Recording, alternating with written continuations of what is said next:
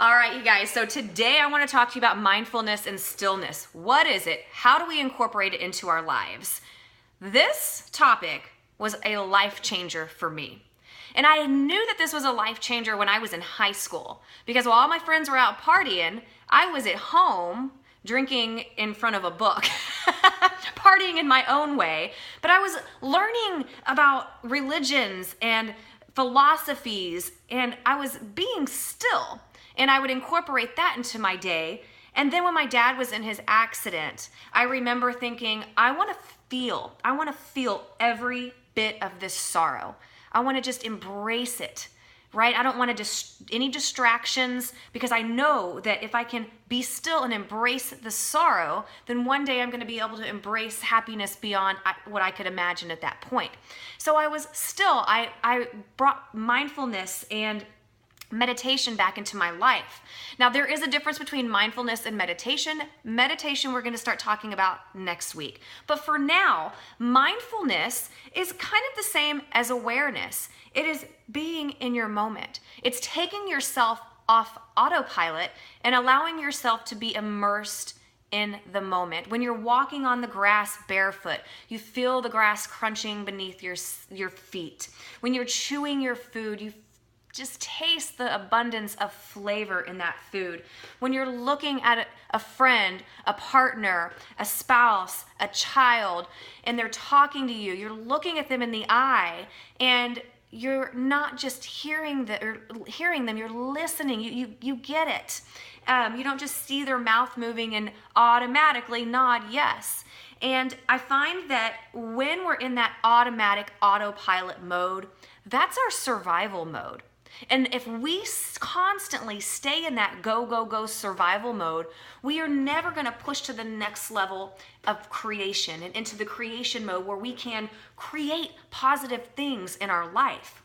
So stillness is one of the most important things that I could talk about in this retreat.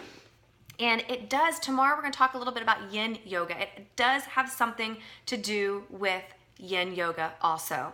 And so first of all, I put this little workbook in your agenda. It's the Mindful Life Workbook, and it's meant to just kind of open your eyes and help you get off that autopilot. So it talks about mindfulness, being aware, being present, being in the moment.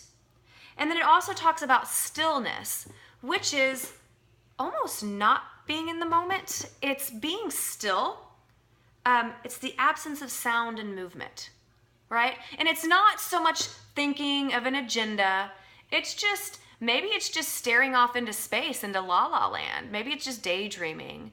Or maybe it's just sitting on your couch and closing your eyes for a bit and thinking about one thing.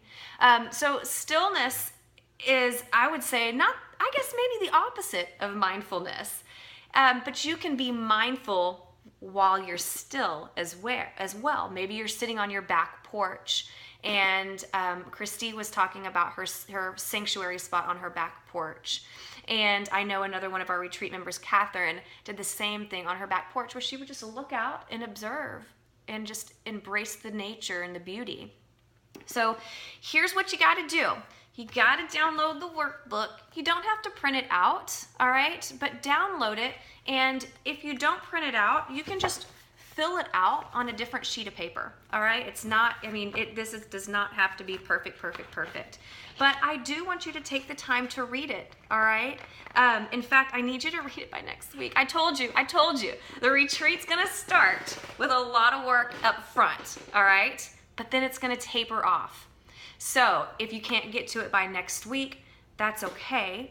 But I want you to at least just kind of glance into it and start to be aware of your moment. That's the first step, is while you're cooking, think to yourself, I'm cooking. Okay, now this is crazy.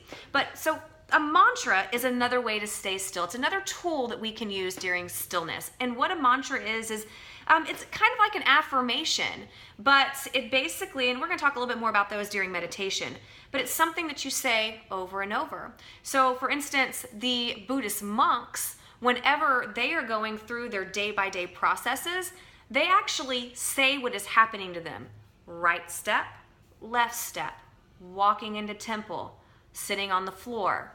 And that's their way of being in their moment. And I was thinking about this the other day. I don't know, but I sing in my head. I sing in my head all the time. I mean, I'm even sitting down sometimes onto the toilet and I'm like, I'm sitting on the toilet, I'm getting up. So I'm constantly like singing in my head. And I realized that is keeping me in my moment. I was actually doing mantras throughout my day and I didn't even realize that was what I was doing. I was keeping myself aware. So that's just another way to be mindful. It's another tool to use for mindfulness. All right. Another thing that I want to go over real quick that's not in here. All right. So I'm not going to go over everything in here. Is an affirmation. It is a way to be still, and it's a way to be mindful, retrain your brain. And an affirmation is something that you say over and over that maybe you want to happen. But I want you to rethink about your affirmations. So the third week, we're going to add affirmations and mantras to our priorities and our goal list, all right? So, but what, and I hear people making their affirmations and doing is, they'll say, I will be successful. I will be rich. I will be healthy. But I think we should do something a little different. I think we should do something like, I will do the day-to-day steps and processes things I need to do to become successful. I will do the day-to-day necessities to be healthy and stay healthy. So that keeps your mind a little more focused on what you're doing that day. All right, you guys, I did not want to make this video too long. I want you to go download this, all right? Start to work through it. Continue to work on your stories piece by piece. If you haven't already, it's really nice to get a binder, or I love the yellow notebooks, the yellow pads. My dog ate mine that was sitting up here because he just grabbed it. He destroyed the house earlier too. But you know, the little legal pads, I love to do those, but just grab something, anything, just even a file folder or a journal. Anybody keep journals? I've got like 20 of them. Grab something and use that specifically for this retreat.